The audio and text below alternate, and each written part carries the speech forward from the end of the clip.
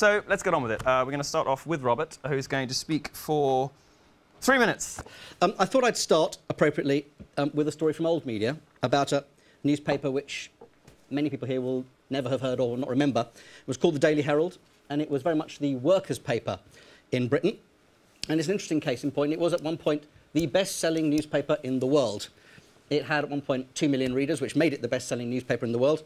And when the time came for it to shut down in the 1960s, it was still one of the 20 best-selling newspapers in the world. The only problem was the readers. They weren't any use to the advertisers. They couldn't sell to them. So it lost money. It lost lots of money. Closed down. Then it reopened again with a new format and a new name. And that didn't work either. Finally, it was sold to a new proprietor, and today we call it The Sun. And my point, I think, is a simple one, which is that you can have a really good news product, newspaper then, news site today, but if it's a bad business, you're basically doomed. In the end, high readership, or we could say high traffic, is not enough in itself, because there is one irrefutable bottom line for the industry we're all in, and it is the bottom line. And we don't get to shape our own destiny as journalists if we lose money. Now, Milo was kind enough to say that there's been a lot of hot air and nonsense about the issue of pay models, and just for the record, I thought it was worth saying what the FT's pay model is in case people don't know. It's not an absolute hard paywall. We have a policy where if you register, you can view any 10 articles on our site a month. If you want to view more, then you have to subscribe. So we're not a completely closed site. And I'm not going to come here and be a proselytiser for our pay model or for any others. I do believe in being a proselytiser for journalism and for maintaining quality, successful, important and informative journalism.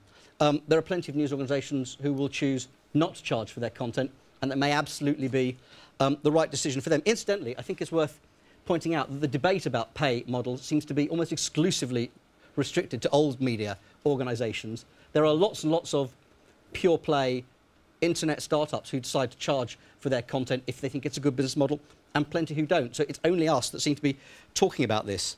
And I think the other point that I'd want to make is that I don't think this is all a great moral crusade. One of the things I was struck by when I took over FT.com nearly 2 years ago was that actually having conversations about what you could and couldn't do online was rather like, I think, being at a seminar at a religious cult. That this is how we do it. This is how you've got to behave. No, you can't do that. That's not the way. And I think, happily, we've moved on from that. So I'm not going to say that pay models are the answer for everybody. We don't know for certain they're the answer for us. We think they're working. We're quite pleased with how it's going so far. And it's certainly the case that having subscribers and having registered users boosts our advertising model, because we're able to identify who our readers are, we're able to present them to advertisers and say, this is who you're paying for. And so we're able to charge a premium for those advertisements. And I think it's really important because if you look at the online advertising market in the UK, for example, 60% of that market is paid for search. So we're not really getting that.